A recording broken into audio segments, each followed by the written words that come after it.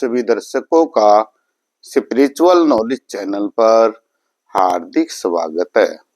आज का मेरा विषय है भक्ति। भक्ति दो प्रकार की होती है, एक सकाम भक्ति और दूसरी निष्काम भक्ति। सकाम भक्ति व्यक्ति अपनी कोई इच्छा पूर्ति के लिए करता है, जैसे कोई नौकरी लगने के लिए, पुत्र प्राप्ति के लिए, धन प्राप्ति के लिए भक्ति करता है, तो वो सकाम भक्ति कहलाती है। दूसरी होती निष्काम भक्ति। निष्काम भक्ति व्यक्ति प्रभु प्राप्ति के लिए करता है, मोक्ष प्राप्ति के लिए करता है। जो संत कबीरदास जी की भक्ति है वो प्रेम भक्ति है। एक वाणी के अंदर संत कबीरदास जी ने कहा है, प्रेम भक्ति गुरु रामानंद ल्याए, करी है कबीर भरपूर, मेरे गुरु के चरण की धूल मस्तक लाग रही। तो संत कबीरदास जी की जो भक्ति है वो प्रेम भक्ति है। संत कबीरदास जी ज्ञान, योग और प्रेम का संगम है। इसके अंदर इन तीनों बातों का समन्वय है। तो संत कबीरदास जी ने कहा है, प्रेम ना बाड़ी उपजे, प्रेम ना हाट बिकाए, राजा प्रजा जेहि रुचे, शीश दिए ले जाए।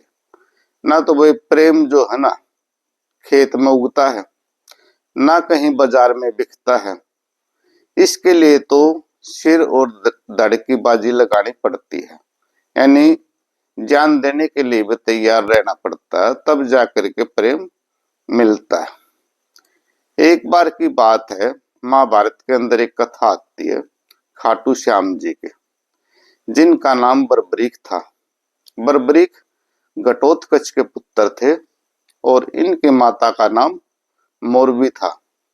बर्बरीक को कई नामों से जाना जाता है, लखदातार, तीन बाणधारी, हारे का सहारा, खाटू नरेश, खाटू श्याम, कलयुग का अवतारी इत्यादि नामों से इनको जाना जाता है। तो एक बार ये अपने घोड़े पर सवार होकर के महाभारत के युद्ध के लिए जा रहे थे कि भी मैंने किस सेना का साथ देना। तो भगवान श्री कृष्ण से इनकी मुलाकात हुई और भगवान श्री कृष्ण ने इनकी परीक्षा लेने के लिए कहा कि भाई तुम एक बाण से ये जो पीपल का वृक्ष है इसके सभी पत्तों में छेद करके दिखाओ। तो भगवान श्री कृष्ण ने एक पत्ता तोड़ करके अपने पैर के नीचे दबा लिया और उन्होंने जब बर्बरीक ने तीर छोड़ा तो सारे पत्तों में छेद हो चुके थे और वो तीर आकर के भगवान श्री कृष्ण के पास पैर के पास रुक गया। तो भगवान श्री कृष्ण ने उनसे प्रार्थना की कि आप अपना शीश मुझे दान दे सकते हैं परीक्षा लेने के लिए। तो बर्बरीक ने तुरंत अपना शीश भगवान श्री कृष्ण को दान कर दिया और भगवान श्री कृष्ण ने उनको आशीर्वाद दिया कि कलयुग में आपके इस सिर की पूजा होगी।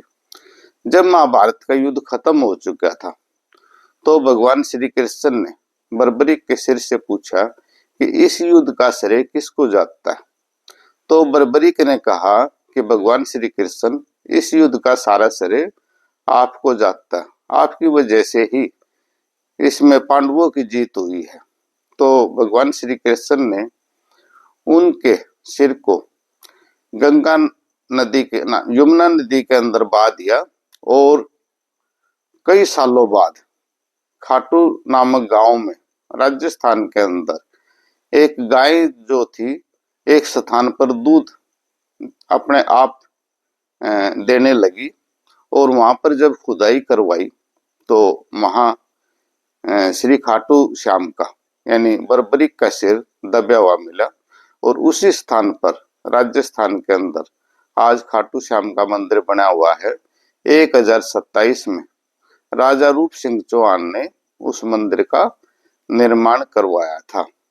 तो प्रेम भक्ति जो होती है वो इतनी होती है कि उसके लिए तो सिर और धड़ की बाजी लगानी पड़ती है। तो साहिब जी ने भी कहा है, यह तन विष की बेलड़ी, गुरु अमृत की खान, शीश दिए सतगुरु मिले तो भी सस्ता जान। भाई ये शरीर तो जो है ना, अगर मनुष्य नमक मिर्च खाना छोड़ देता तो सबसे जहरीला जीव मनुष्य ही है इस पृथ्वी के ऊपर, और सारा ही विष का भरा हुआ। और गुरु जो होता है परमात्मा, वो अमृत की खान होता है। अगर सिर देने से भी वो मिल जाता है तो भी सस्ता जान। तो आगे कबीर साहिब जी ने कहा है कि प्रेम प्याला जो पिए, शीश दक्षिणा दे, लो भी शीश ना दे सके, नाम प्रेम का ले। भाई जो व्यक्ति प्रेम प्याला यानी जिसको प्रेम हो जाता है और वो प्रेम की मस्ती मस्त हो जाता है, वो शीश से आशीर्वाद देता है, यानी अपना अहंकार खत्म कर लेता है। परंतु लोभी व्यक्ति तो भाई आशीर्वाद भी नहीं देता। तो आगे साहिब जी ने कहा है, हमन दित इश्क मस्ताना, हमन को होशियारी क्या, उन्हीं से नहीं ला गया है हमें दुनिया से यारी क्या। साहिब जी कहते हैं कि हमें तो उस परमात्मा से इश्क यानी प्रेम हो गया है, हमारी दुनिया से कोई यारी नहीं है। हमारा सारा ध्यान जो है उस परमात्मा में ही रहता है। तो संत कबीरदास जी ने जो भी बात कही है अपने ज्ञान से कही है, और मीराबाई ने अपने प्रभु श्री कृष्ण को जान करके अपने भजन गाए बात कही, और तुलसीदास जी ने जो भी बात कही वाल्मीकि रामायण को आधार मान करके कही है। तो इस ज्ञान की पूजा है संसार के अंदर। भगवान श्री कृष्ण ने भी अर्जुन को उपदेश देते हुए कहा था कि भाई मेरे में और गुरु में कोई अंतर नहीं है, क्योंकि गुरु के पास ज्ञान होता है। जहाँ ज्ञान होता है वहां प्रेम होता है। कहा जाता है बुद्धिमान व्यक्ति ही और फलदार व्यक्ति ही झुकते हैं। जिस व्यक्ति के अंदर ज्ञान नहीं होता, जो मूर्ख होता है, मूर्ख व्यक्ति और कारक का पेड़ कभी भी नहीं झुकते, उनके अंदर अहंकार होता है। मूर्ख व्यक्ति में अहंकार होता है क्योंकि ज्ञान नहीं होता। और जो जो मनुष्य के अंदर बुद्धिमत्ता आती जाती है उसका स्वभाव नरम होता चला जाता है और उसके अंदर ज्ञान का प्रकाश होता चला जाता है। तो साहिब जी के उस दोहे को फिर दोहरा रहा हूं, प्रेम न बाड़ी उपजे, प्रेम न हाट बिकाए, राजा प्रजा जेहि रुचे, शीश दिए ले जाए। भाई प्रेम तो जो है ना एक प्यार यानी सिर धड़ की बाजी है, और उसी को प्राप्त होता है जो प्रभु से सच्चा प्यार करते हैं, प्रभु से मिलने की अभिलाषा रखते हैं, प्रभु से मोक्ष की अभिलाषा रखते हैं और मोक्ष को प्राप्त हो जाते हैं। यानी जो निष्काम भक्ति करता है वो राजा और महाराजाओं से भी बड़ा होता है। हमें प्रेम ऐसा करना चाहिए जैसे मछली जल से प्रेम करती है, इतना वो जल में रहती है, इतनी जिंदा रहती है। जब उसको जल से बाहर निकाल दिया जाता है तो तड़प तड़प करके मर जाती है।